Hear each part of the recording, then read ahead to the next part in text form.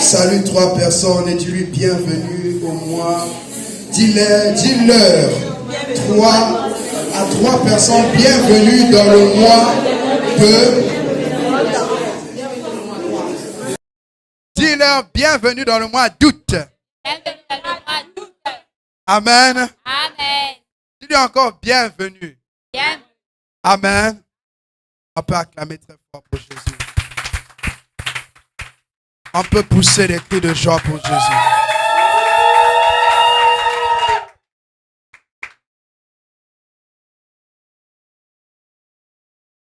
Est-ce que je t'ai dit d'arrêter d'acclamer? Est-ce que tu peux pousser des cris de joie?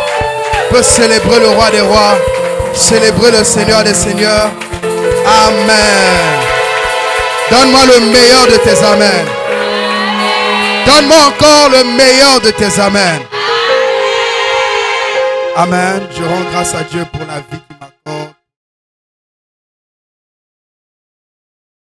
Pour la vie de mon épouse. Bien. Est-ce que quelqu'un est béni par Nazir? Amen. Est-ce qu'il y a des gens qui sont bénis par Nazir?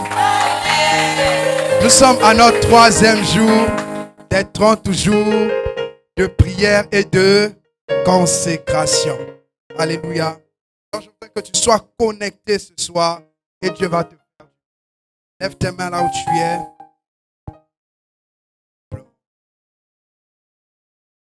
Commence à parler à Dieu. Commence à parler à Dieu. Est-ce que quelqu'un peut élever sa voix? Dis à Dieu que tu veux entendre sa voix. Parle-lui. M'a surpris. Jésus m'a surpris. Agréablement surpris. Jésus m'a surpris. Jésus m'a surpris. Jésus m'a surpris. Agréablement surpris. Jésus m'a surpris.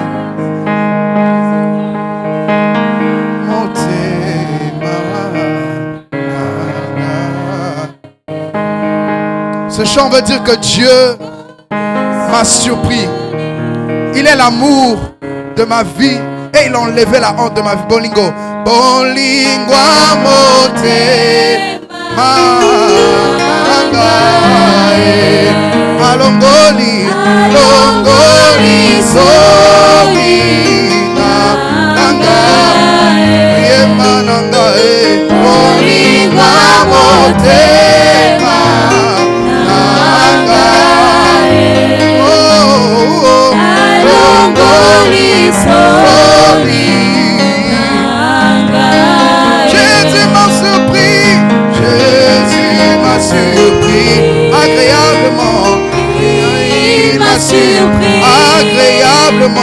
agréablement surpris. Jésus m'a surpris. Dis encore, Jésus m'a surpris. Jésus m'a surpris. Il m'a surpris. Agréablement surpris. Jésus m'a surpris. Olima motema, Olima motema. alongoli, Alongoli soni. ongae.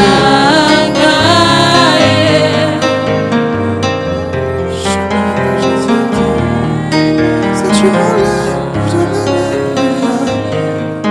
la la la la la la. Oh. Moi je n'ai que Jésus. Si tu m'enlèves, je n'aurai plus rien. La la la la la la la la. Oh. Moi je n'ai que Jésus. Moi je n'ai que Jésus. Oh. Si tu m'enlèves, je n'aurai plus rien. La la la la la la la la. Encore une fois, moi je n'ai que Jésus. Oh. Moi je n'ai que Jésus. Oh. Si tu m'enlèves, je n'aurai plus rien. La la la la la la la la. Je n'ai que Jésus. Oh. Moi je n'ai que Jésus. Oh. Si tu m'enlèves, je n'aurai plus rien. La la la la la la la la.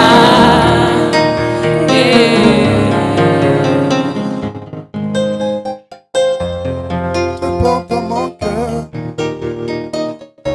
et mon cœur bouillonne d'amour pour toi. Tu es mon. Est-ce que tu peux chanter ça comme ton propre chant? Tu le sais. Chante-le, oublie que tu es dans cette salle. Porte dans mon Tu es dans un tête-à-tête avec ton amoureux. et mon cœur bouillant. Est-ce que tu peux lui dire que ton cœur bouillonne d'amour pour lui?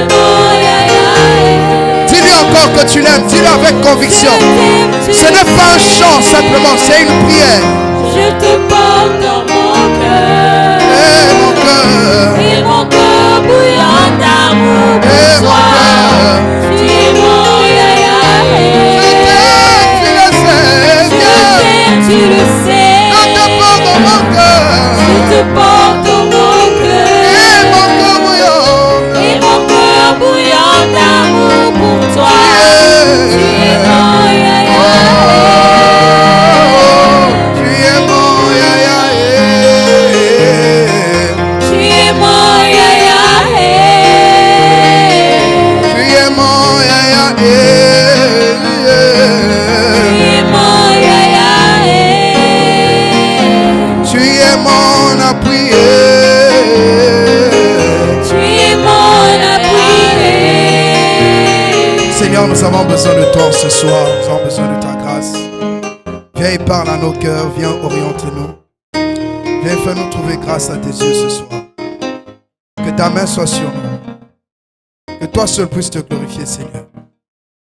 Seigneur, que tout ce qui n'est pas de toi soit anéanti. Que ton règne et que ta volonté soit pleinement manifeste dans ce lieu. Au nom de Jésus, viens et parle. Dans le nom de Jésus, que nous disons Amen et acclamons très fort, Seigneur des Seigneurs. Amen.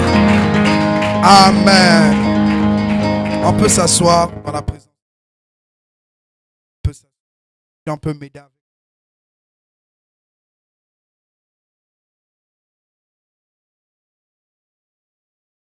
Alors,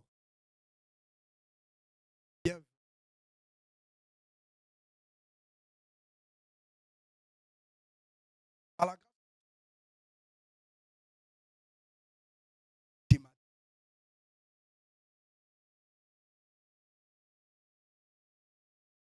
pendant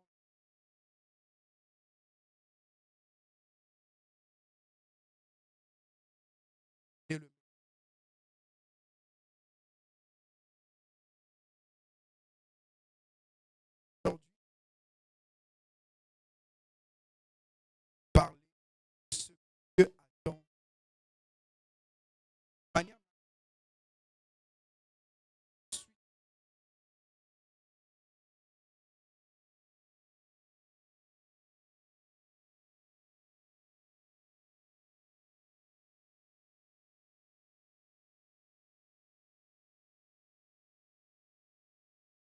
La parole de Dieu.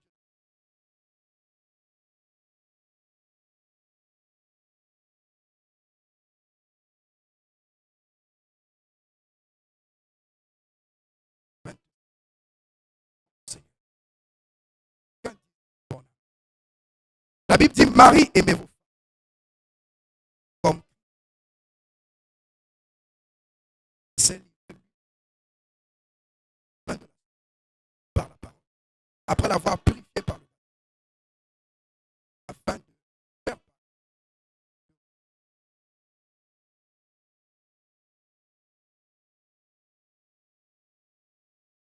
parole. Alors, par la grâce de Dieu, dans ce texte, l'apôtre Paul est parlé un parallèle. Amour.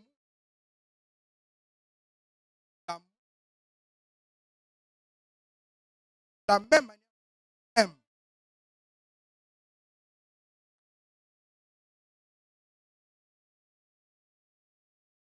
Regardez.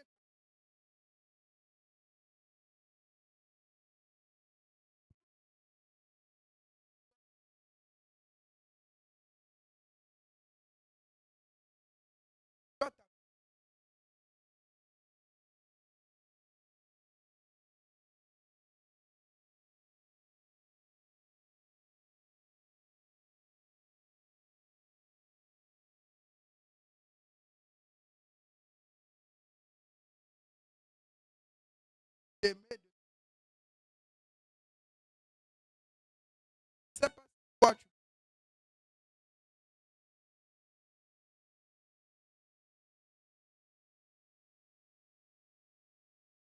dis. Avec la grâce de Dieu, nous allons y arriver. Faire 10 ans. Alléluia. Alléluia. Avec la grâce de Dieu, nous allons y arriver. Que les frères disent Amen. Amen. Alléluia. Alors, il a dit aussi qu'il veut faire paraître cette église sans tache ni ride. Une église sans tache ni ride. Une église glorieuse, sans tache ni ride, ni rien de semblable, mais sainte et irrépréhensible.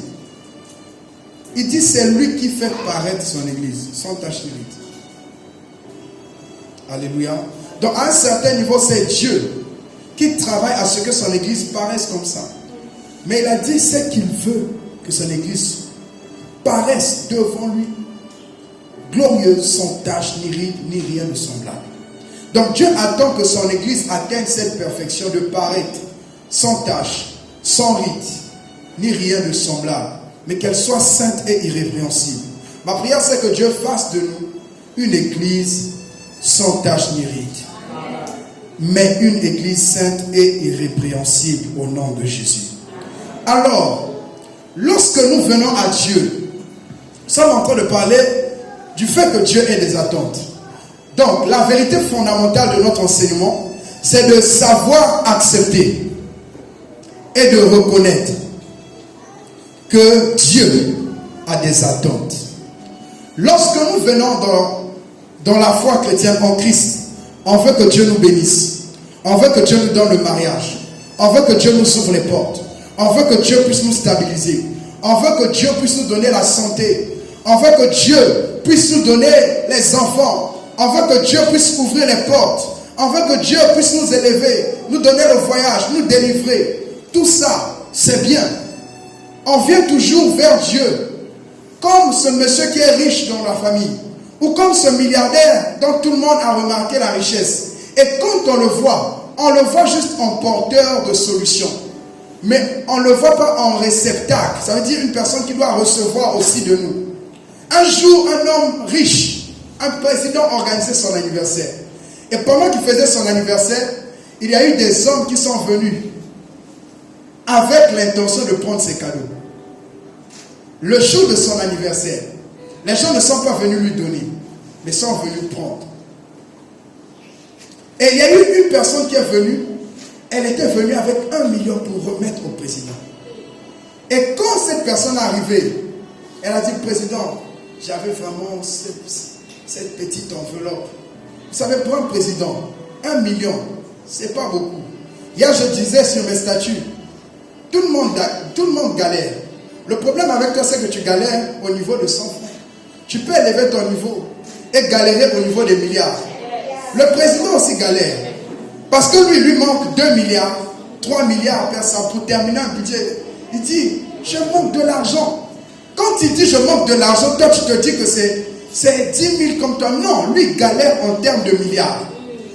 Augmente un peu ta dimension de galère. On peut galérer, mais pas dans les mêmes niveaux.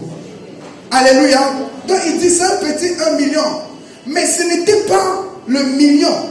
C'était l'affection, l'amour qu'il emmenait vers ce monsieur. Et le président était étonné, il était touché. Et après son anniversaire, il a dit cherchez-moi ce monsieur.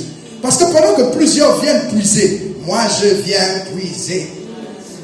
Et lui n'est pas venu pour puiser, mais il est venu pour arroser. Et la Bible dit que celui qui arrose sera arrosé. Et il a cherché et il l'a arrosé comme il se devait. Ma prière pour nous, que nous ne puissions pas venir vers Dieu avec la politique de la main tendue. Donne-moi, donne-moi, donne-moi. Mais que nous puissions rentrer dans la dimension où nous devons savoir que Dieu aussi a des besoins. Dieu aussi attend de nous quelque chose. Non seulement l'adoration, mais Dieu a beaucoup de choses qu'il nous exige. Lorsqu'on lit dans Apocalypse 1, 2, 3, nous voyons que dans les 3 chapitres d'Apocalypse, les 3 premiers chapitres, on voit que Dieu revient et dit ce que je te reproche, ce que je te reproche, ce que je te reproche, ce que j'ai contre toi. Si je te reproche des choses, ça veut dire que j'attends de toi des choses. Il n'y a eu que l'église de Philadelphie à qui Dieu n'a pas reproché des choses. Moi je prie pour nous que Dieu nous accorde la grâce de quitter cette dimension où chaque jour Dieu te reproche des choses. Il y a des gens qui n'aiment pas les reproches, mais ce n'est pas que Dieu n'a rien à faire. C'est qu'il veut que nous puissions aller à un autre niveau. Mais tant que les choses n'ont pas changé, il ne va pas s'arrêter. Alléluia. Reçois la grâce de devenir comme l'église de Philadelphie. Alléluia. Donc Dieu attend de nous des choses. Michée 6.8 nous dit ceci. Michée 6.8 dit ceci. La Bible déclare: on t'a fait connaître aux hommes ce qui est bien et ce que l'Éternel demande de toi. On dit, on t'a fait connaître aux hommes ce qui est bien. Depuis que tu as accepté Jésus, on te fait connaître ce qui est bien. On te dit, Dieu voudrait que tu puisses aimer ton prochain. On dit, Dieu voudrait que tu puisses te sanctifier. On dit, on t'a fait connaître ce qui est bien aux hommes. Ce qui est bien. Et que l'Éternel est ce que l'Éternel demande de toi. Donc on dit, on ne t'a pas seulement fait connaître ce qui est bien. Mais ce qui est bien, c'est aussi ce que Dieu attend de toi. Je veux dire à quelqu'un que Dieu attend de toi des choses. Dieu attend des choses de toi. Quand tu viens les dimanches, Dieu attend de toi quelque chose. Quand tu viens ici au culte, tu viens en ligne, tu viens à Éphèse, Dieu attend de toi quelque chose. Dieu t'a donné, il a fait des sacrifices. Dieu est le plus grand donateur. Mais après t'avoir donné, il est en train d'attendre un retour sur l'investissement. Les plus grands investisseurs ont l'esprit du sacrifice. Quand il a donné, il n'attend pas d'avoir un retour. Mais ce qu'il attend, c'est qu'on puisse bien utiliser ce qu'on a reçu. Dieu attend quelque chose de toi. Dis à ton voisin, Dieu attend de toi. Il dit, est-ce que l'Éternel demande de toi? Dis-lui ce que l'Éternel demande de toi. Il dit, c'est que tu pratiques la justice, que tu aimes la miséricorde et que tu marches humblement avec ton Dieu. Ce que Dieu te demande, voici les 3 choses principales dans ce verset qu'il te demande. Premièrement, que tu pratiques la justice. Deuxièmement, que tu puisses aimer la miséricorde. Aimer la miséricorde, c'est aimer pardonner.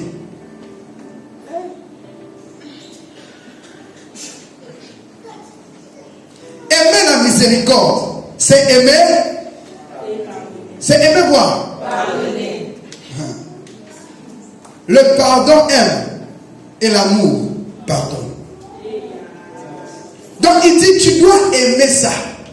Aimer la miséricorde.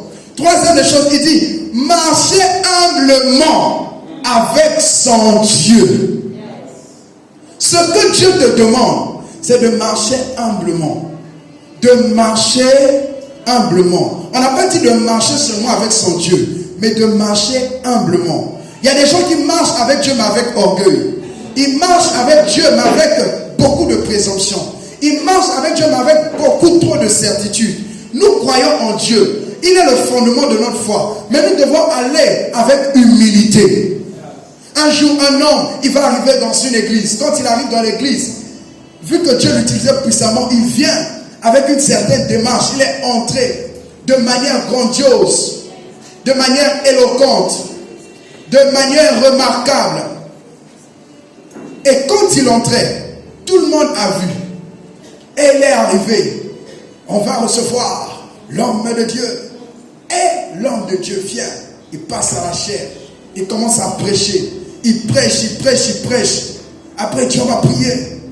Tu parles tout, Dieu m'emmène. Ça se passe comme ça. Marcher comment? Humblement avec son Dieu. Ce jour-là, il n'était plus humble. Il est arrivé. Dieu l'a dit, bienvenue. On va maintenant voir si c'est toi qui fais ou c'est moi. Marcher humblement avec son Dieu. L'Esprit de Dieu est là.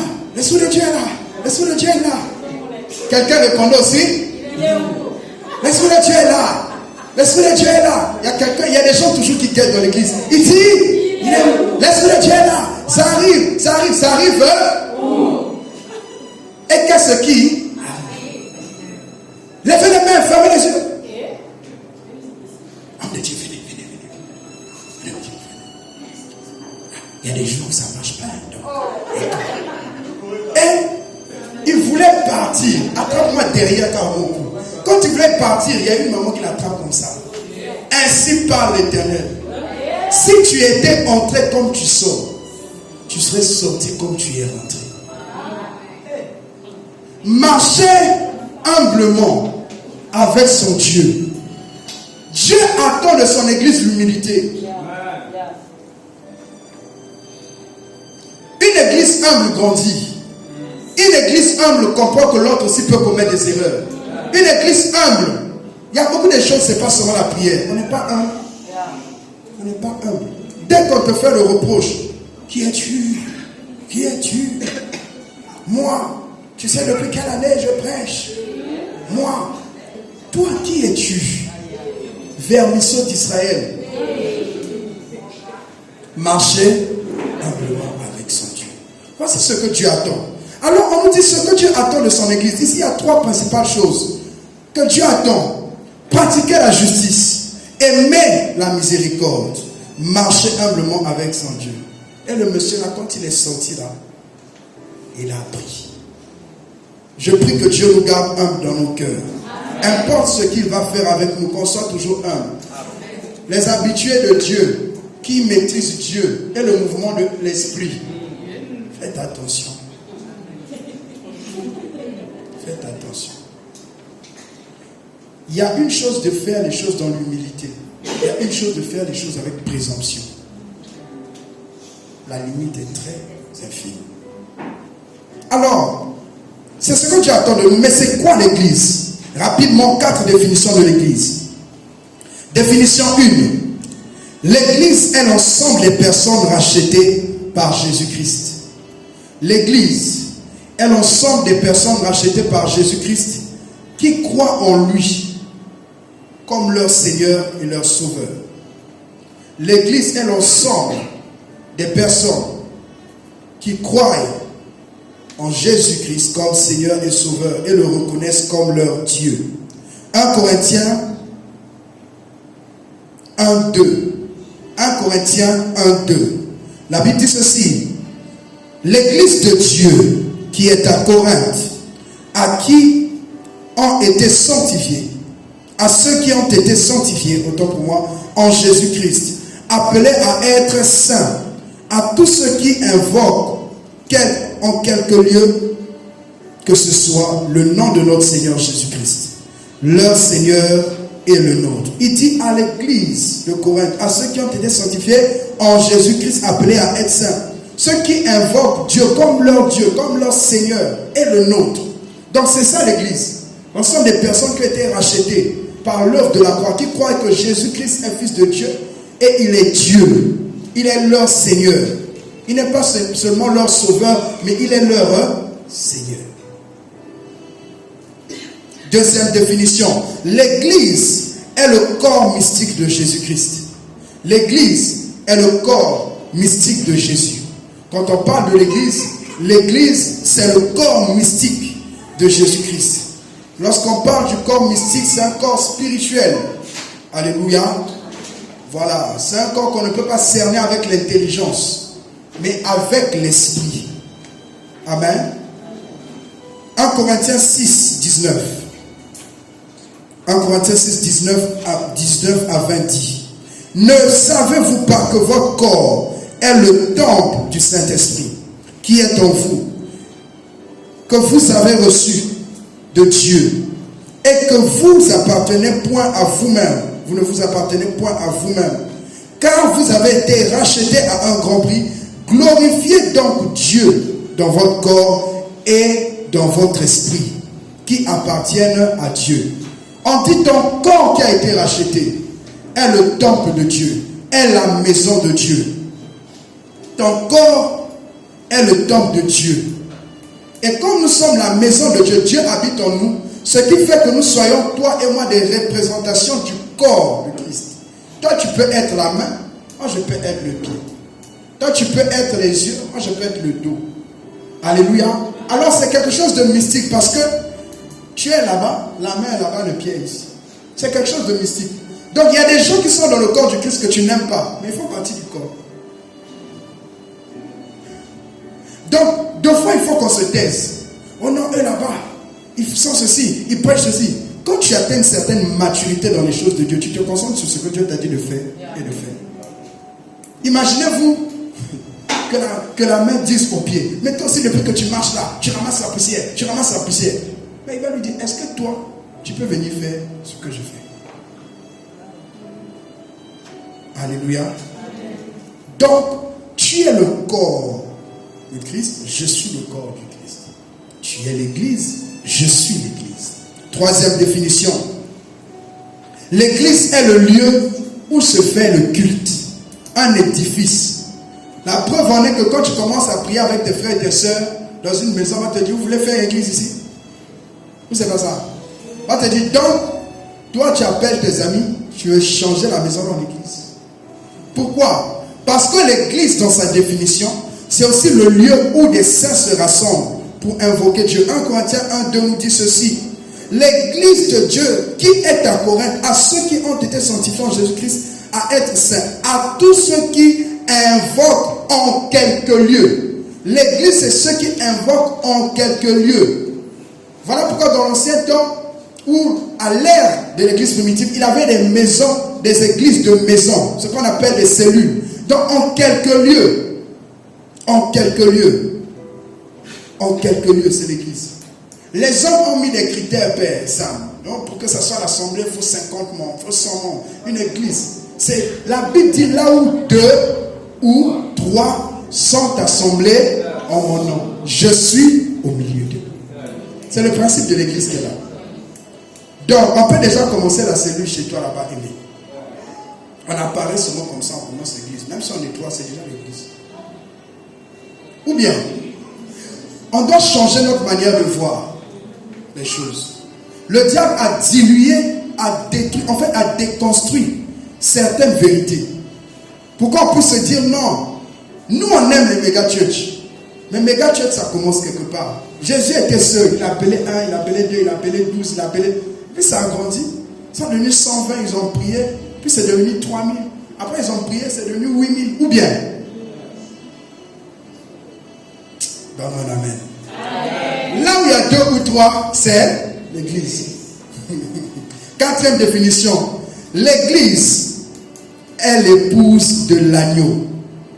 C'est l'épouse de Christ. Écoutez, Dieu m'a dit de dire aux gens de faire attention. Quand tu parles de l'église, tu parles de la femme de quelqu'un. Tu peux mettre sur la bouche de la femme de celui qui a créé l'univers. Est-ce que tu peux prendre à la télé, tu passes à la télé. Tu dis, je vais passer à TFM. Tu vas aller parler de la femme du président Diomaye. et tu vas dire ce que tu veux dire. Ce que tu dis dans ta maison et dans ta chambre, là, avec tes copines. Tu dis, tu vas aller dire ça là, à la télé. Tu commences à raconter. En fait, le temps tu vas descendre, je ne sais même pas si on va te laisser terminer l'émission. Parce que quand c'est retransmis à 12h ou à 20h, le temps avant que tu finisses, il y a déjà 4 voitures qui t'attendent. Donc, ça c'est si on est gentil. Si on n'est pas gentil, le temps tu es en train encore de vouloir commenter, on t'a soulevé du plateau. Et on dit, on a eu un problème technique. Ta famille, tes amis te cherchent, on ne te retrouve plus. La Bible dit que Paul était sur le chemin de Damas. Il était en train de parler sur l'église de Dieu. Il est en train de parler. Il dit, je vais aller là-bas, je vais détruire, je vais faire ceci. Quand il est arrivé, Jésus le croise. Il dit, Paul, pourquoi me persécutes-tu? Il n'a pas dit, Paul, pourquoi tu persécutes l'église? Il dit, moi, tu me persécutes. Pourquoi? Qu'est-ce que je t'ai fait? Il a dit, attention parce que tu ne pourras pas régimer contre les aiguillons. Il dit, tu ne pourras pas. Quand vous partez toucher à l'église, est-ce que vous êtes prêts à assumer les conséquences? Quand tu mets ta bouche dans l'affaire de l'église des gens, est-ce que tu es prêt? Quand Jésus va se lever, il va dire, bon, viens, on va régler les comptes. Est-ce que tu es prêt? Vous savez, on doit arrêter la légèreté. Facilement. Ah, eux aussi font ceci. Ah, eux aussi font cela. Ah, eux aussi. Un jour, on est venu poser une question à un homme de Dieu. Il dit, je ne le connais pas, mais c'est un ministre de Dieu, je le respecte. Je n'ai rien contre lui. Que Dieu l'utilise. Pourquoi les gens veulent toujours opposer les hommes de Dieu? Pourquoi les chrétiens veulent toujours salir, cogner les têtes des pasteurs? Votre pasteur a problème avec pasteur. Votre pasteur a problème avec pasteur. Ou problème à pasteur avec vous. Je ne sais pas. Et vous aussi, comme des moutons, vous rentrez dedans, vous mettez la tête. Il ne faut pas suivre Aaron. Aaron, il a des problèmes. Il critique avec Myriam. C'est Myriam qui reçoit la lèpre. Il n'éduque pas ses enfants, c'est eux qui reçoivent le feu. Il est toujours comme exempté. Et beaucoup de gens, vous ne connaissez pas les alliances des gens, ne rentrez pas dans les problèmes d'église. Un enfant spirituel, Dieu me disait, il faut parler aux gens. On va lire dans Proverbe 4. Lis pour nous Proverbe 4, 1 à 4. J'ouvre une parenthèse, puis je reviens dans mon message. Un enfant qui a une éducation spirituelle, ça se sent. Enfant aussi qui n'a pas d'éducation spirituelle, quand tu vois, tu sais. Tu peux pas être un enfant de Dieu, tu parles sur tout et rien. Hein, tu as vu, non? Il s'est encore remarié. C'est toi qui as appelé. Dès que tu appelles, tu as vu, non? En fait, la personne ne vient pas. Il y a une manière de parler avec respect. Mais il y a une manière de parler avec disrespect, c'est l'anglais. Avec impolitesse. Avec mépris. Tu te mêles de ce qui ne te regarde pas. Lis Proverbe 1, 4. Proverbe chapitre 4, verset 1 à 4. Oui. Écoutez, mes fils, Oui. l'instruction d'un père. Peut-être moi je ne suis pas ton père. Écoute l'instruction de ton frère. Vas-y. Et soyez attentifs pour connaître la sagesse. Oui. Car je vous donne de bons conseils. Oui. Ne rejetez pas mon enseignement. Ne rejetez pas mon enseignement. J'étais un fils pour mon père. Il dit, moi-même, j'étais un fils pour mon père. Vous pouvez aller demander, moi, quelque part, j'étais un fils pour mon père. Pour mes pères, j'étais un fils et je reste un fils. Continue. Un fils tendre et unique auprès de ma mère. Oui. Il m'instruisait alors et il me disait, que ton cœur retienne mes paroles, observe mes préceptes et tu vivras. Il a dit, il m'instruisait, alors il me dit, observe mes préceptes. Entends avec ton cœur. Il dit, et tu vivras. Les vies des chrétiens d'aujourd'hui ne marchent pas. Parfois, ce n'est pas leur pasteur qui n'est pas loin. Il allait parler des choses qui ne le regardaient pas. Il y a eu le revers de la main. Pas. Le père aussi ne sait pas. Donc, quand il vient, il prie. Parfois, l'alliance qui est là-bas est plus forte que son alliance. Écoutez, faites attention. Faites attention. Ce n'est pas question de grande ou de petite église. C'est une affaire d'alliance. C'est une affaire d'alliance. Il y a des gens qui sont hyper connus avec des grandes alliances. Il y a des gens qui sont hyper connus avec des alliances quand même. Il y a des gens qui ne sont pas connus, avec des alliances très costaudes. Donc en fait, ne rentre pas dans ce qui ne te regarde pas. Donc quand on t'enseigne, ne méprise pas. Je ne sais pas, peut-être ton père. Lui, il a dit là-bas un père. Moi, un frère en Christ. Je te dis, écoute avec ton cœur. Et puis pratique et tu vivras. Alléluia. Alléluia. Donc arrêtez de mettre les choses. C'est la femme d'autrui. Éphèse là, c'est pas ma femme. Ma femme c'est Joy. Maintenant, quand tu parles d'Éphèse, tu es en train de parler de l'épouse de Jésus. Maintenant, le jour où lui va s'énerver contre toi, même moi je ne peux rien pour toi. Est-ce que vous comprenez ça? Alors, c'est les 4 définitions de l'église. Alors, la Bible nous dit dans Ephésiens 5, 27, afin de paraître devant lui, de faire paraître devant lui cette église glorieuse, sans tache ni ride, ni rien de semblable, mais sainte et irrépréhensible. Là, c'est les thèmes que les chrétiens n'aiment pas. On va nous parler de l'église. Moi, je voulais qu'on me parle de mon mariage. Laisse-moi te parler de l'église. On est venu où? À l'une des choses que les chrétiens ne connaissent pas, c'est l'église. Ils connaissent les prophéties. Ils connaissent les parlants langues. Mais eux-mêmes qui sont église, ils ne connaissent pas c'est quoi l'église. Ils veulent une église sans tache. C'est quoi? Premièrement, une église pure, sans tache. Une église sans tache d'abord. Une église sans tache. La Bible dit dans Jacques 1, 26 à 27. Si quelqu'un croit être religieux, sans tenir sa langue en bride, mais en trompant son cœur, la religion de cet homme est vaine. La religion pure et sans tache. On a dit une église sans tache. Donc la religion pure, qui n'a pas de tache, qui n'a pas de patampiota spirituel, qui n'a pas, comment est-ce qu'on appelle ça, les acnés spirituels, les bosses sur les, je ne sais pas, tout ce que tu vas dire là, que tu soignes souvent quand tu fais soin du visage. Ok? L'église qui n'a pas ça, une religion pure sans tache devant notre Père, consiste à visiter les orphelins et les veuves dans leurs afflictions et à se préserver des souillures du monde. Tu as menti. Aujourd'hui, je parle de l'église sans tache ni ride. Je vais prendre mon temps et tu vas m'écouter. Il y a des gens qui prient, qui ne veulent pas que je parle. Mais aujourd'hui, je suis mandaté pour. Est-ce que je peux parler? Alors, la Bible dit que la religion pure, sans tache. Le mot religion, c'est tresko en grec. Tresko veut dire, ça veut dire que c'est une adoration.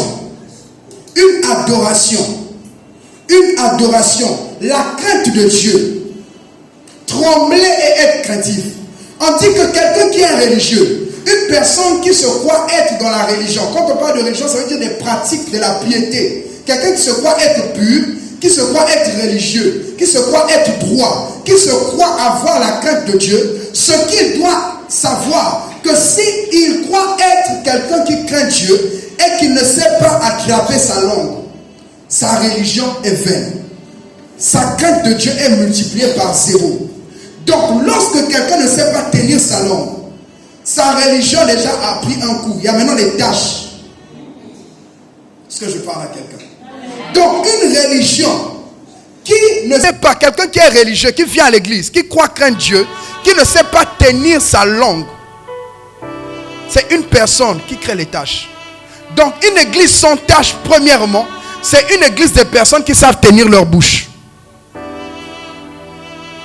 C'est une église des personnes qui savent tenir leur bouche. Les gens qui parlent le mal le plus, c'est les chrétiens.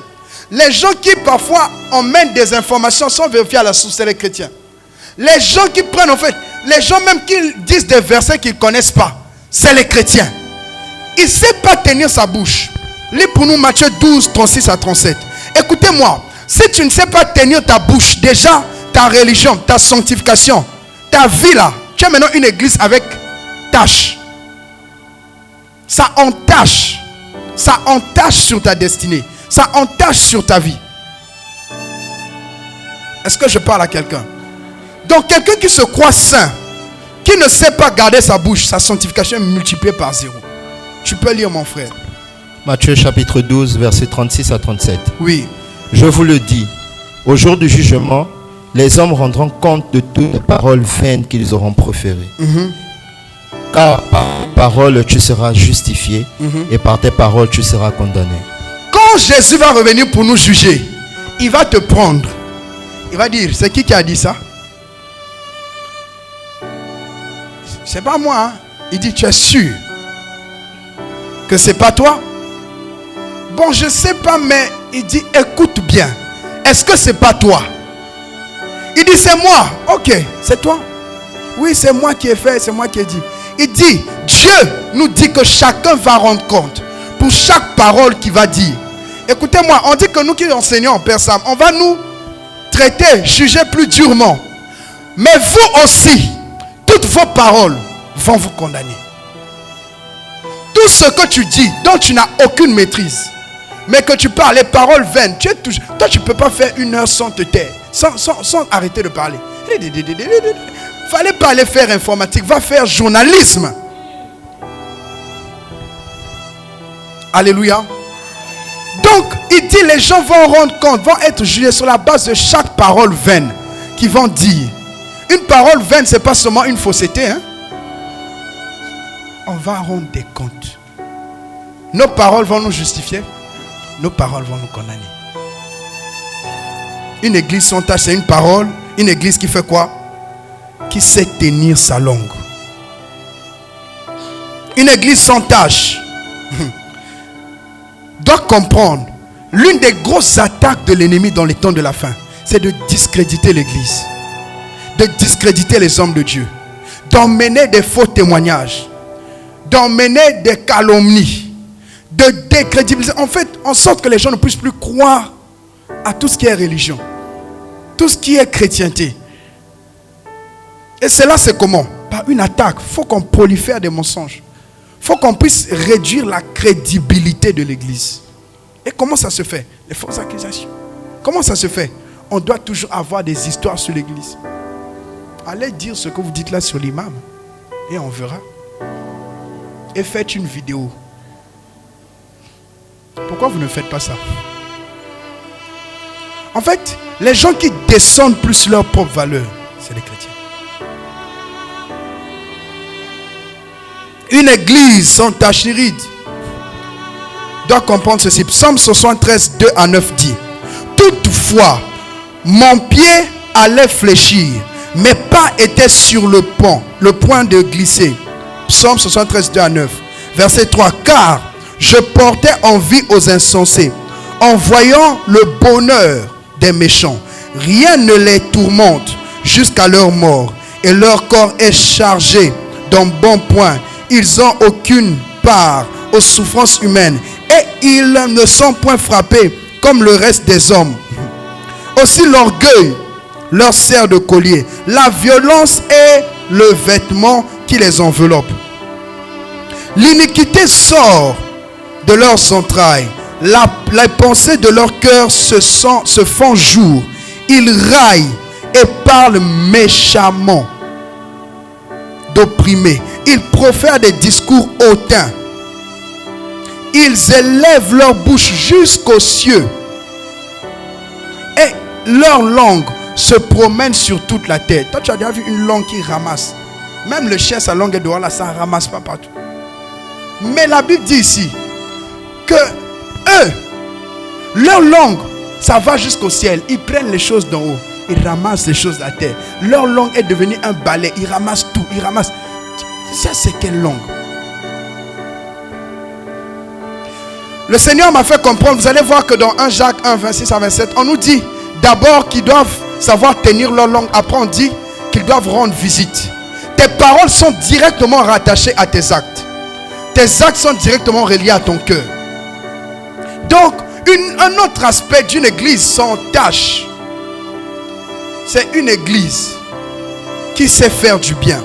La version, comment est-ce qu'on appelle ça? Parole vivante dit ceci. Dans Jacques La Bible dit, la religion authentique et irréprochable aux yeux de Dieu, notre Père, consiste à aider les orphelins. Aider les orphelins. Ici, on ne dit pas simplement visiter dans leur affliction, mais c'est aider, venir faire du bien. Donc, lorsque quelqu'un a des mauvaises paroles, vous allez voir que ces paroles vont finir par corrompre ses actes. Parce que les actes sont une manière de parler. Quelqu'un peut ne pas te dire que je ne t'aime pas, mais chaque fois que tu lui dis bonjour, il ne te répond pas. Cet acte-là est un message. Quelqu'un peut ne pas te dire je t'aime, mais chaque fois qu'il te voit, il dit je suis content de te voir. Il te fait un cadeau. Il te fait, toi tu dis ah, cette personne-là, elle m'apprécie. Elle n'a pas besoin de te dire je t'aime. Les femmes savent ça. Tu peux ne pas lui dire, mais les actes que tu poses lui montrent que tu l'aimes ou que tu la détestes. Voilà pourquoi une femme va te dire tu ne m'aimes pas, Moshe. Elle dit ah, je t'ai dit que je t'aime. Moshe, c'est pas ça. Je ne t'aime, tu ne m'aimes pas, ça veut dire que tu ne poses pas des actes pour montrer que notre amour ne s'arrête pas en parole, mais qu'elle soit en acte. Ou bien, donc en fait, les tâches, c'est un manque d'action, de bonnes actions. La Bible dit la violence est le vêtement qui les enveloppe. Dans Psaume 73, vous allez voir qu'on parle de leurs actes, puis on parle de leurs paroles. Tes actes annoncent tes paroles annoncent tes actes. Et ça montre l'état de ton cœur. Alléluia. La Bible dit dans Apocalypse 19, 8, il lui a été donné de se revêtir d'un fin lin éclatant, pur, car le fin lin, ce sont les œuvres justes des saints. Le fin lin, ce sont les œuvres justes des saints. On dit, voici, ils ont un vêtement blanc. Mais la blancheur, l'habit qu'ils ont porté, c'est l'image des œuvres qu'ils posent. Dans le règne spirituel, les habits que tu portes ressemblent à tes actes, à l'état de ton cœur. Si on te voit avec habit rouge tous les jours, on comprend que pas forcément que tu es sacrificateur, que tu es coléreux. On peut aussi savoir, celui qui est son frère est un meurtrier.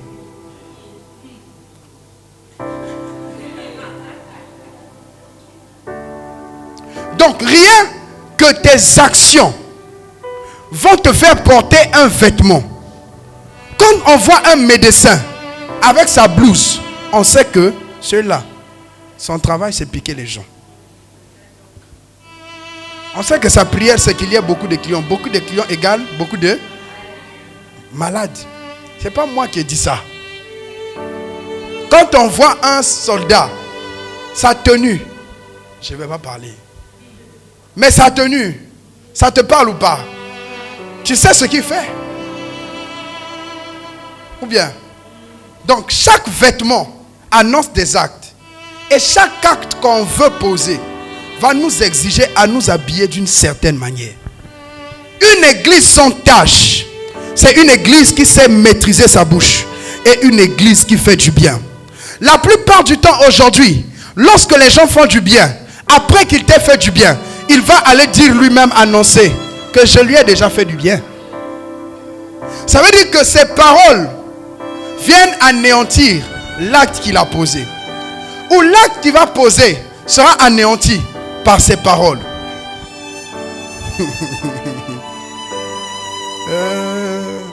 Une église sans tâche est constituée des hommes qui savent tenir leur langue et qui savent faire du bien aux autres.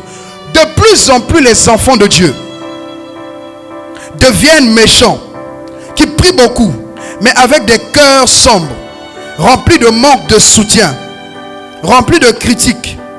Quand ils font le moindre bien à quelqu'un, ils partent le raconter à gauche, à droite.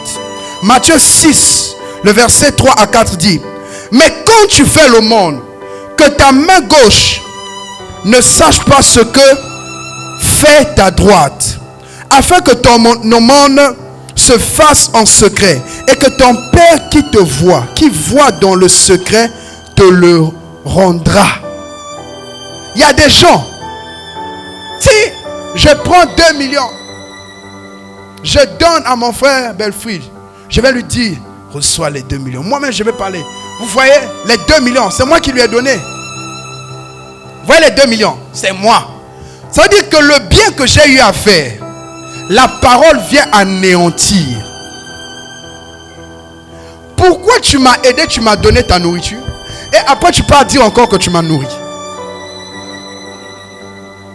Ça veut dire que toi-même tu me fais du bien, et toi-même tu me blesses.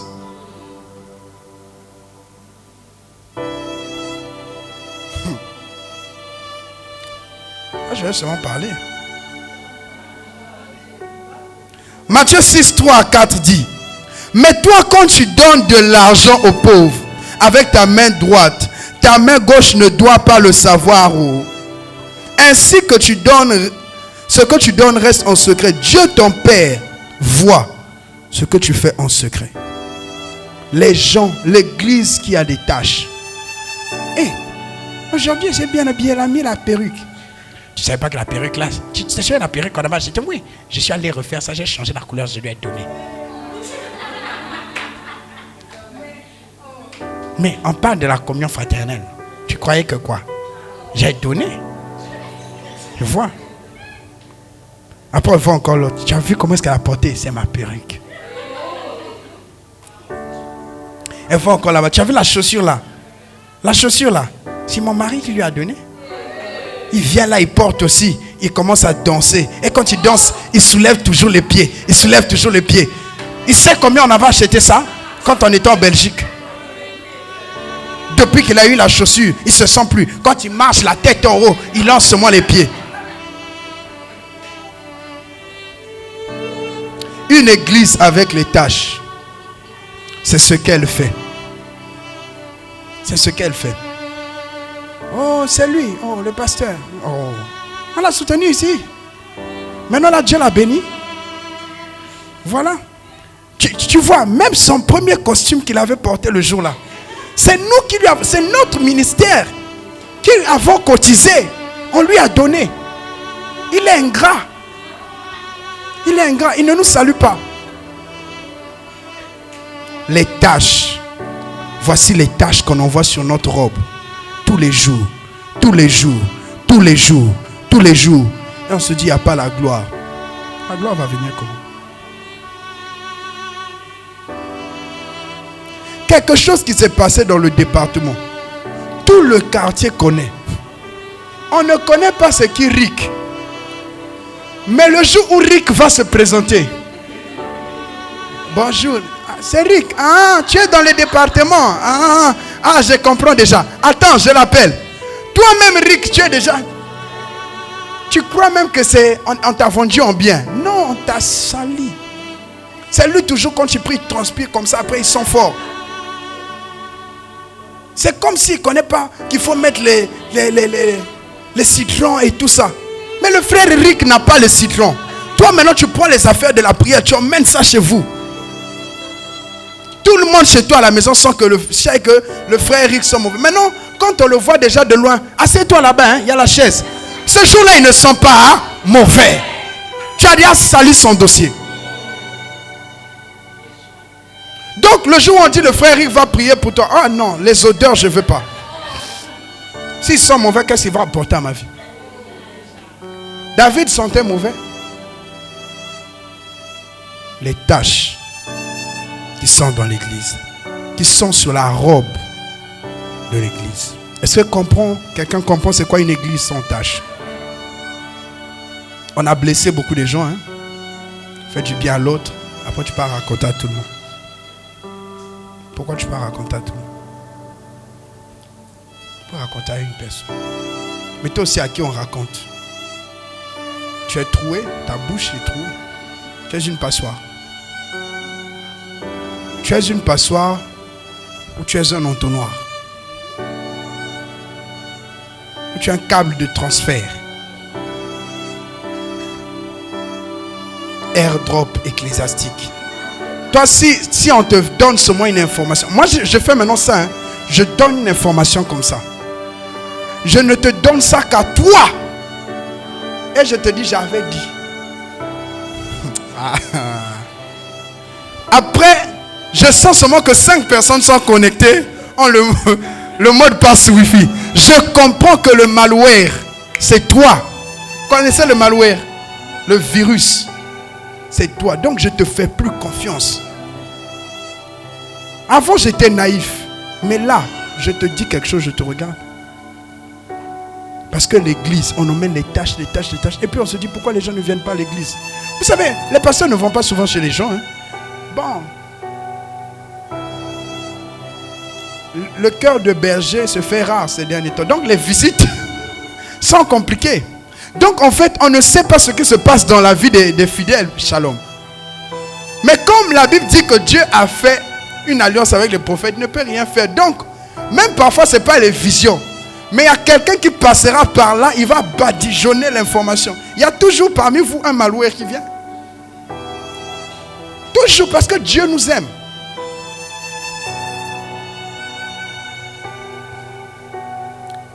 Que Dieu enlève les tâches. Une église sans tâche, c'est une église qui garde sa bouche. On peut faire du bien ici, ça reste ici. Pourquoi on fait quelque chose à l'église? Tu vois la soeur là, le jour elle est venue, on lui a fait offrande. Est-ce que la personne qui n'est pas à l'église, c'est son problème?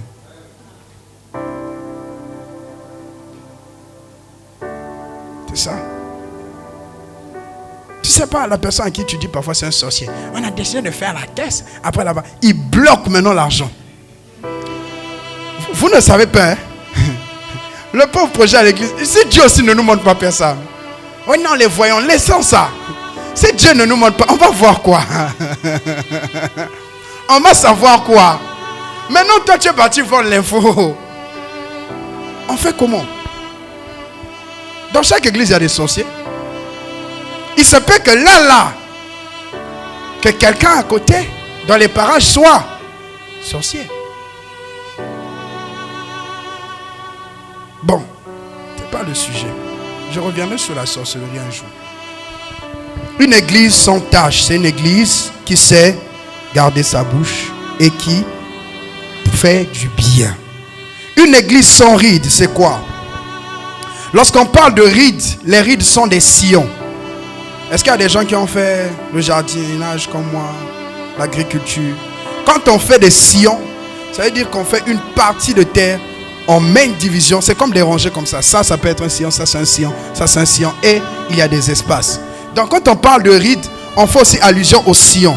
Quand on parle de rides, on parle aussi des ondées. Il y a des gens qui prennent parfois des ondes, des gens qui prennent une pierre et jettent sur l'eau. Et il y a des ondes qui se font, qui se propagent. Ça aussi, c'est des rides. Mais les rides viennent lorsqu'on atteint un certain âge. Quand on vieillit, la peau avec le vieillissement commence à avoir les rides. Alléluia. Il ne faut pas aller faire la chirurgie plastique, ma soeur. Toi, tu suis seulement les émissions de Botox. Oh non, quand j'aurai l'argent, j'irai. Toi, tu es là sur TikTok. Seulement les gens qui font les Botox, ils arrangent le nez, ils arrangent l'oreille, ils arrangent. Toi, tu vas aller arranger. Quand tu vas partir, on va te déranger. Parce qu'en fait, parce qu'il faut laisser les rides là venir. Là, je parle des rides d'abord naturelles. Hein? Laisse tes rides là comme ça. Tu mets toutes les crèmes. Crème de tortue. Crème d'escargot. Bave d'escargot. Tu badigeonnes matin, midi, soir. On dit de ne pas mettre sur les paupières. Tu mets même sur les paupières.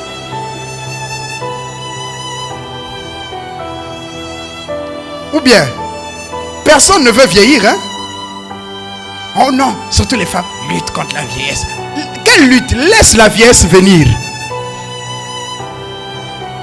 Les sœurs, amen. Laisse les bourrelets. Laisse ce que tu ne peux pas régler. Laisse ça comme ça. Ou bien, on vous a tellement complexé. Je parlais le matin avec une dame. Elle m'a dit, papa, ce que tu as dit hier, c'était la vérité. Elle m'a dit, moi, il y a une dame, elle explique. Son histoire, c'est que tellement elle s'est décapée. Elle allait faire un accouchement, on a fait la césarienne. Et après ça, c'était difficile. On n'a pas pu recoudre. Elle est tombée dans le coma. Tu vas aller faire Botox. Attends. Il n'y aura pas de prière pour toi. Parce que... Attendez, je vous explique. Vous savez, il y a des choses qui arrivent qu'on peut réparer par la prière. Mais il y a des choses qui se font souvent dans la colère ou consciemment. Certaines choses, la prière ne répare pas. Parce que Dieu sait que tu allais faire ça sciemment. Si Dieu t'a fait ronde, reste ronde. Si tu es mince comme nous, qui va nous respecter dans la famille? Parce qu'il faut qu'il y ait des gros, des courts, des grands de taille, des minces.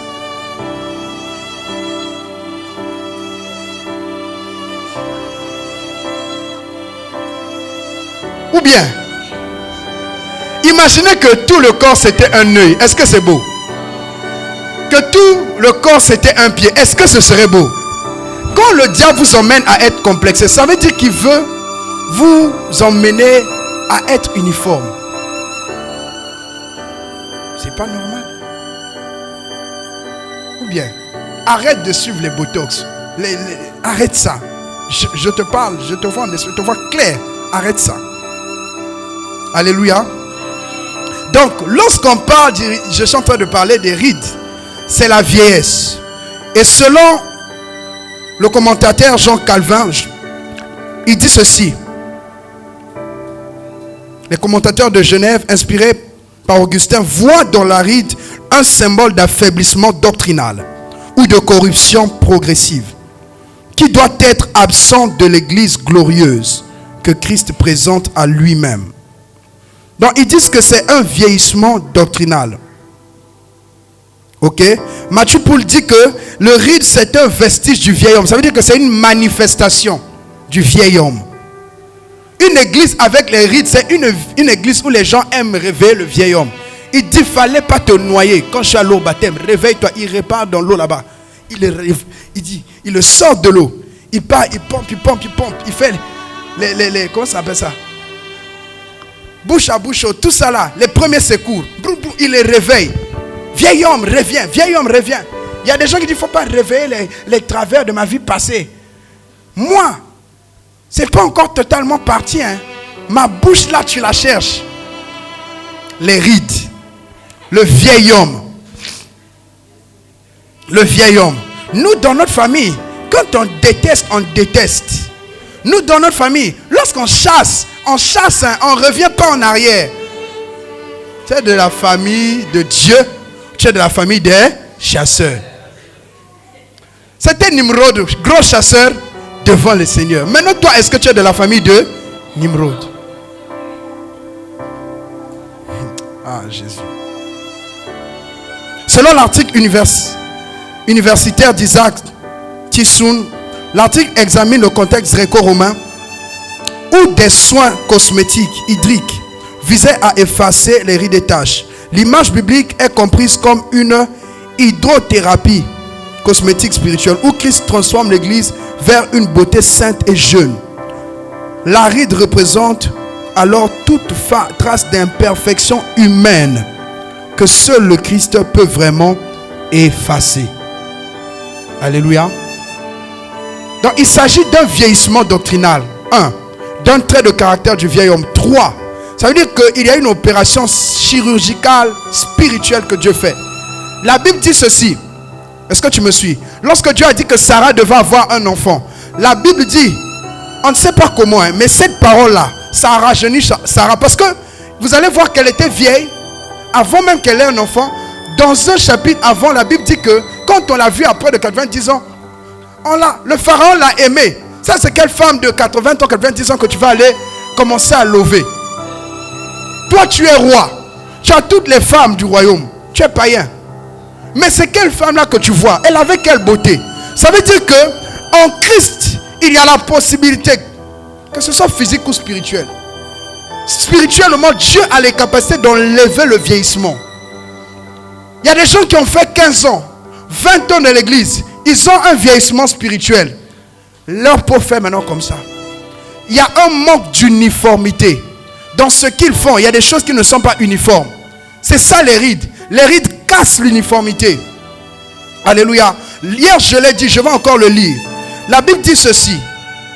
Dans Galates 2, 11 à 14. Mais lorsque Céphas vint à Antioche, et je lui résistais en face, parce qu'il était répréhensible, En effet, avant l'arrivée de quelques personnes envoyées par Jacques, il mangeait avec les païens. Et comme elles furent venues, il s'esquiva et se tint à l'écart par crainte des circoncis. Avec lui, les autres juifs usèrent aussi de dissimulation, en sorte que Barnabas même fut entraîné par leur hypocrisie. Hippopotamus. Voyant qu'il ne marchait pas droit selon la vérité de l'évangile. Droit selon la vérité de l'évangile. Qu'est-ce qui s'est passé? Je dis à Céphas, apôtre, apostole, ce que tu fais, c'est pas normal. Il dit à Céphas, viens Pierre, ça c'est pas normal. Bibaoul, Dafaniaou. Il dit en présence de tous, si toi qui es juif, tu vis à la manière des païens et non à la manière des juifs, pourquoi forces-tu les païens à judaïser? Pourquoi tu veux que les païens puissent entrer dans les pratiques de nos pères, les pratiques que Jésus n'a pas pratiquées? Parce que pendant un certain temps, tu as commencé à vieillir dans la foi et tu as commencé à accepter certaines choses. Je ne vends pas l'huile, je ne vendrai pas l'huile. Il faut me rappeler ça. Oh non, Dieu m'a révélé. Venez me dire et demandez-moi les révélations. Tu commences à vieillir là, tu commences à changer des choses. Tu n'es plus dans la doctrine normale, non. Tu commences à changer, le vieillissement dans la foi. Oh non, ça tu ne peux pas comprendre, ça c'est pour les grandes personnes. Le vieillissement dans la foi, non. La puissance c'est pour les enfants. Donc les enfants font lever les gens avec les prophéties et les pères font asseoir les gens avec l'enseignement.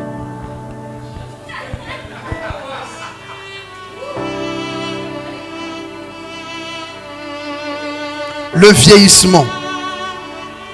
Le vieillissement. Homme de Dieu, tu sais, comme j'ai un peu vieilli là, je ne peux plus jeûner. Ok. Moïse a jeûné à quel âge? Le vieillissement. Alors, c'est des faiblesses qui touchent l'église. Pour que l'église se fragilise. Mais David a dit, l'Éternel me rassasie de jour. Il me rajeunit comme l'aigle. Reçois le rajeunissement. Reçois l'onction du rajeunissement. Même 15 ans après, tu seras toujours frais. Même 50 ans après, tu seras toujours frais. Il y a ma fille qui est au fond là-bas. Je suis comme ça depuis qu'elle m'a croisé. Je deviens peut-être même plus grave. Oui. Pourquoi? Je dois rester frais. L'Esprit de Dieu nous rajeunit. Il dit, il moins d'huile fraîche, il me donne la force du buffle. Reçois la force au nom de Jésus. Lorsqu'on parle du mot ici grec qui est mis dans ride, ça se traduit par deux mots. Il y a rusis et réo. Lorsqu'on dit que la perte de sang a cessé, c'est le mot rusis qui a été utilisé. Quand on parle de rusis dans les rides, il s'agit de perte. Il s'agit de perte et il s'agit d'écoulement. Rusis, ça veut dire perte, et réo, ça veut dire une eau qui coule. Mais la Bible nous dit ceci. Dans le livre de Psaume 23, 2, il me fait reposer dans de verts pâturages. Il me dirige près des eaux paisibles. Ceci veut dire que lorsque Dieu veut nous emmener dans l'église, il nous emmène là où il y a des eaux qui coulent, mais des eaux comment? Paisibles.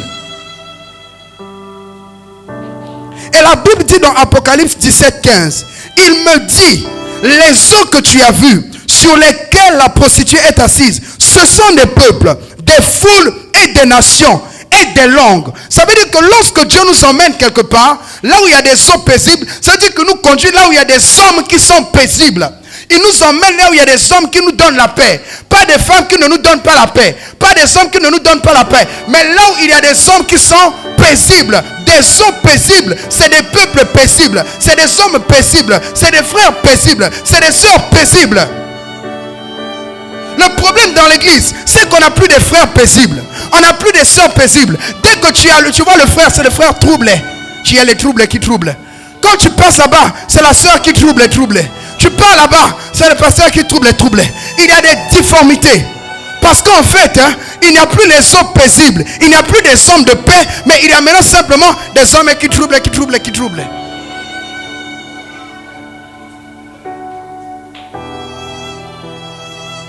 Les rites sont des scissions. Lorsqu'il y a le trouble et qu'il n'y a pas la paix, il y a des divisions. Il y a des difformités. Chacun va à gauche, l'autre va à droite.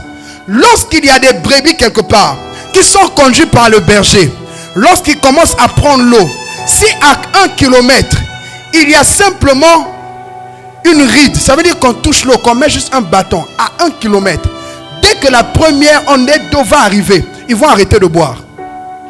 Ils vont arrêter de boire. Pourquoi? Parce que les brebis ne boivent pas là où c'est trouble. Pourquoi vous voulez que les gens viennent dans une église où vous troublez les gens? Pourquoi vous voulez que l'église grandisse alors que c'est vous qui êtes le trouble qui trouble la croissance de l'église? Non, le pasteur, c'est comme s'il n'a pas l'onction. Toi, ton comportement, là, il y a l'onction. Non, la maman pasteur, là, c'est comme si il prépare. Toi, ton comportement, là, ça reflète la prière. Ça reflète Dieu. Et quand on parle comme ça, les gens commencent. Non. On est devenus des gens qui troublent la paix de l'église. Lorsque Jésus est venu, il a vu, il a dit: ma maison sera appelée maison de prière. Vous emmenez les troubles, vous vendez les bœufs, vous changez l'argent. Il dit: je vais vous fouetter. L'église, les gens font maintenant ce qu'ils veulent.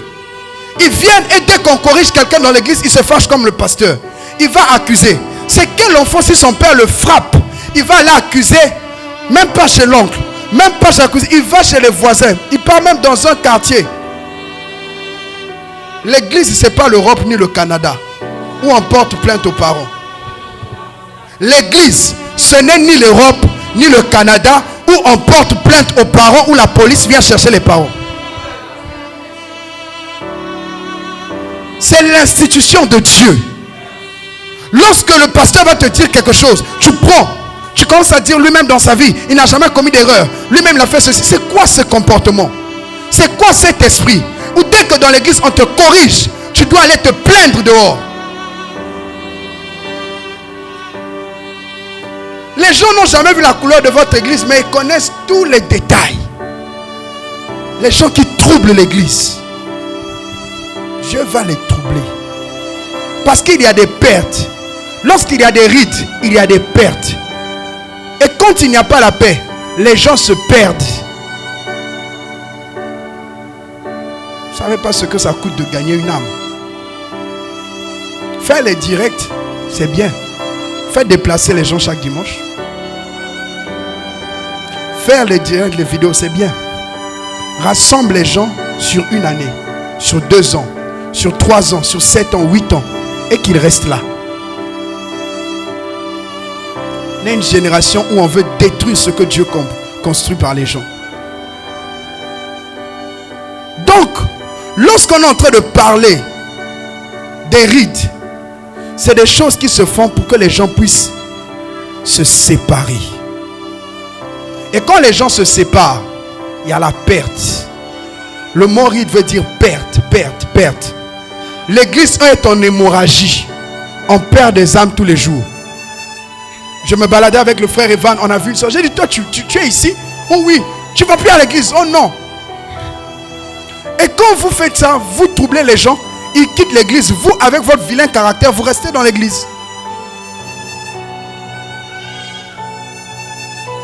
Vous restez là. C'est méchant. C'est de la haine envers un pasteur et c'est de la haine envers l'œuvre de la croix. Tu crées les problèmes, la personne quitte l'église. Toi, tu es toujours là, tu quittes jamais. Si une nouvelle personne vient, c'est nous d'abord qui étions là avant. On doit d'abord nous laisser faire. Mais tu n'emmènes jamais de nouvelles personnes, c'est toi qui les chasses. La Bible dit que Paul et Barnabas marchaient ensemble. Un jour, il y a eu une ride. Ride est venue. Il y a eu une dispute là. Ils se sont séparés. Que cela ne soit pas notre partage. Alléluia. La ride, c'est ce qui fait qu'il y ait des divisions entre père et fils spirituels. Ce qui fait qu'il y ait des séparations entre mentor et mentoré. La ride, c'est ce qui fait qu'il y ait des problèmes entre fidèles et pasteurs. C'est ce qui fait qu'il y ait des problèmes entre responsables et quelqu'un dans le département. C'est ce qui fait qu'entre frères et sœurs, on ne s'entend plus. La ride, il n'y a plus de paix. Des circonstances, on était pourtant bien, mais on se sépare. Pourquoi? Parce que tout simplement, il y a une ride qui est arrivée. On a commencé à vieillir, et comme on a commencé à vieillir, on veut perdre certaines choses par nos efforts, et la chair prend le dessus. Et comment ça se manifeste? Mes coéquipiers de l'illustration, mettez-vous en position. La Bible dit dans 1 Corinthiens 3:4, parce que vous êtes encore charnel. Parce que vous êtes encore charnel. En effet, puisqu'il y a parmi vous de la jalousie, des disputes, n'êtes-vous pas charnel et ne marchez-vous pas selon l'homme? Car l'un dit, moi je suis de Paul, et autre, moi d'Apollos. N'êtes-vous pas des hommes? Qu'est-ce donc Apollos? Qu'est-ce que Paul? Des serviteurs par le moyen desquels vous avez cru, selon le Seigneur, selon que le Seigneur l'a donné à chacun. Lorsque nous sommes dans une église où il y a les rides, les jalousies vont venir, les disputes vont venir, la chair va prendre le dessus, et on va commencer à préférer. Moi j'aime seulement quand c'est Papa Neige qui joue le piano. Moi j'aime seulement quand c'est la sœur Reine qui chante. Moi j'aime seulement quand c'est Maman Joy qui prêche. Quand elle prêche, elle est rigoureuse. Moi le pasteur il est trop mou. Moi j'aime quand c'est bien rigoureux là, la rigueur. Les comportements de Barumbu, toujours la rigueur, la rigueur. Et quand on met la rigueur sur toi, c'est toi qui te fâches contre tout le monde. Tu aimes qu'on manifeste ça vers les autres. Quand ça arrive, les gens disent, moi, quand c'est le problème, le programme d'adoration, il est devant. Quand c'est le programme de prière, il est derrière. Il vient en retard. Il ne vous gère plus. Quand c'est le programme de son département, au département du social, il est devant. Ça, c'est les rites. Il y a des partis pris dans l'église. Quand c'est un frère qu'on aime bien, qui était sur l'affiche, on partage, on like, on commente. Fire, fire. Fire. Quand c'est une soeur avec qui on avait eu un quiproquo là, on ne partage pas les rides. Tu es en train de vieillir. Les rides. Les rides. Ce sont les rides. Les partis pris, je suis d'Apollos.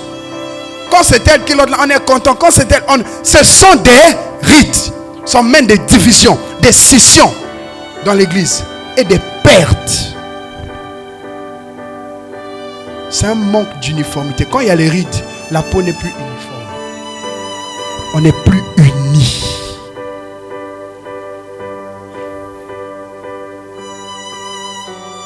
Les rides. Quand c'est son prédicateur préféré de l'église qui prêche, il vient à l'heure. Quand c'est son thème préféré, il vient à l'heure. Les gens choisissent, bon, le thème là, je ne viens pas. Et papa, tu prêches pas, je ne viens pas. Et, non, c'est le jeune frère là. Oh. Les rides. Je ne viens pas, moi. Moi, j'aime conseiller les adultes, les gens qui ont l'expérience. Votre pasteur, il est trop jeune. Les rides. On a des choix. Moi, je suis de telle église. Je suis de là-bas. De la montagne sainte des hommes. Prieurs. Moi, c'est assemblée des hommes. Moi, c'est assemblée des réfugiés du Christ. Moi, là-bas, non. Ce n'est plus Christ qui est au centre. Venez, les amis, avec mes affaires et commençons. Je vais vous expliquer. Je vais vous expliquer, je clôture et je termine ici. Voilà. Mettez-vous là-bas, ma soeur.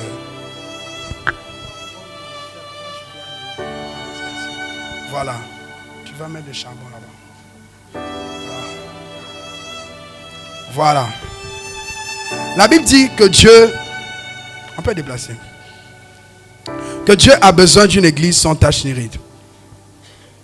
Et cette église, il dit, il veut la présenter glorieuse.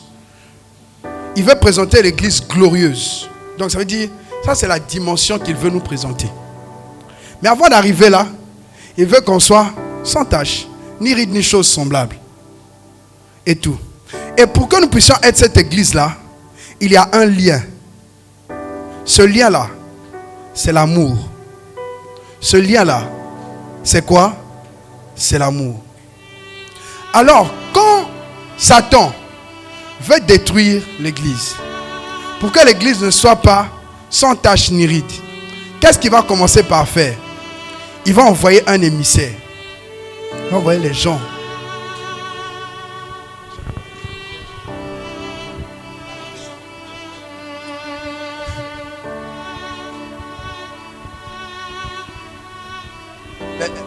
Les gens qui vont aller parler de la chanson qui trouve. Donc quand Satan sait que Dieu veut présenter une église glorieuse, avant que vous n'arriviez là, qu'est-ce qu'il va faire? Il va envoyer son émissaire. Son émissaire va aller, vas-y, regardez ce que l'émissaire va faire. Quand l'émissaire vient, il coupe l'amour. C'est fâche, colère. Et qu'est-ce qu'il fait? Il vient maintenant. Il va raconter des choses à l'église. Il a salut, contrat. Voilà, il va commencer à le salir. Badigeonnez bien même. Apportez-moi le charbon là. Donc il va commencer à mettre le charbon. Il va, voilà. Apportez-moi le charbon. Qu'est-ce que c'est? C'est des rides. Il y a la scission. On a déjà coupé un processus. Quand il va partir, il faut prendre le charbon. Maintenant tu vas lui donner. Il va dire, bon, comme je l'ai contaminé, il n'y a plus il y a maintenant des rides. J'ai plus de problème à faire. Du moment où il n'y a plus l'amour, moi, je ne fournis plus d'efforts. Alors, je vais donner à l'autre. Lui aussi. Toi, qu'est-ce que tu fais? Tu coupes encore l'amour là-bas. Tu ravis. Non. Mais non. Il coupe. Elle ravit encore. Il dit, je coupe. Il n'y a plus l'amour. Rien ne nous lie. Voilà. Maintenant, toi aussi, tu vas aller là-bas maintenant. Tu vas la saluer. Voilà. Tu vas mettre sur elle encore. Tu vas l'attacher. Toi-même, mets sur toi maintenant. Voilà. Maintenant, toi aussi, va la saluer et tu ravis le dernier amour. Il est ravi. Le diable ravi. Voilà. Tu peux même la prendre, l'emmener avec toi. Et ce qui se passe, c'est qu'à ce niveau, l'église est divisée. Le Saint-Esprit, dans sa dimension de gloire, n'a plus de place. Et comme il n'a plus de place, il n'y aura plus l'amour, il n'y aura plus l'unité, il n'y aura plus la paix. Et il y aura des tâches, il y aura des rides, il y aura la division. Et Jésus ne peut plus rien présenter au Père, parce que le Saint-Esprit ne pourra plus rassembler l'église. Et on va se dire, Seigneur, la gloire Seigneur, la gloire Seigneur, la gloire Seigneur. Il dit, mais quelle gloire? Quelle gloire? J'avais brisé l'amour. Le lien qui nous relie, c'est l'amour. S'il y a l'amour, je ne vais pas aller calomnier mon frère. S'il y a l'amour, je ne vais pas aller salir mon pasteur. S'il y a l'amour, je ne vais pas aller crier sous les toits que mon papa là m'a blâmé. S'il y a l'amour, je ne vais pas dire, oh, la fille là aussi quand elle vient à l'église, elle a toujours ses cheveux roux. S'il y a l'amour, je vais prier que Dieu l'aide. Que Dieu l'aide. S'il y a l'amour, on intercède. On ne va pas être là à critiquer les autres. Est-ce qu'on comprend? Je vais lire un texte et on va terminer. La Bible dit ceci. La Bible nous dit, on va se tenir debout s'il vous plaît. La Bible nous dit dans Colossiens 3, 13 à 15. Supportez-vous les uns les autres. Et si l'un a sujet de se plaindre de l'autre, pardonnez-vous réciproquement. On dit supporte ton frère, supporte ta soeur. Si tu dois te plaindre, plains-toi, mais après, pardonne. Mais nous, depuis qu'on a commencé la commission de plainte, jusqu'à aujourd'hui, on dit, on va continuer à se plaindre. Plaintiti, platini. Plaintiti, platini. C'est maintenant le mercato des plaintes. On va se plaindre du lundi au dimanche, du 1er au 30. Il dit, pardonnez-vous réciproquement. De même que Christ vous a pardonné, pardonnez aussi. Mais par-dessus toute chose, revêtez-vous de la charité, qui est le lien de la perfection. Tiens là-bas, ma soeur. Si l'amour n'est pas là, tire de l'autre côté calmement, il n'y aura pas une perfection. Lâchez. Quand vous lâchez, il n'y a pas de perfection. C'est quand on tient fort et qu'on garde le lien que c'est beau. La beauté de l'amour, c'est qu'on maintienne le lien. Pas qu'on relâche. Si on relâche, laisse, en fait la corde, elle n'est plus belle. Elle n'a plus d'impact. Mais si on tient et qu'on maintienne sans se faire mal, on reste relié. On reste unis. C'est l'amour qui est le lien de la perfection. Et quand l'amour est le lien de la perfection, la Bible continue à dire ceci. Pour former un seul corps. Il dit l'amour qui est le lien de la perfection. Et que la paix de Christ, à laquelle vous avez été appelés pour former un seul corps, règne dans vos cœurs et soyez reconnaissants. Donc quand il y a l'amour, il va y avoir maintenant le climat de paix. Et on va devenir un. Et quand on va devenir un, Dieu va régner. Et quand Dieu va régner, on n'a pas besoin de demander que la gloire vienne. L'église va commencer à marcher dans la gloire. Parce que les principes ont été établis. Que l'Éternel bénisse sa parole. Amen.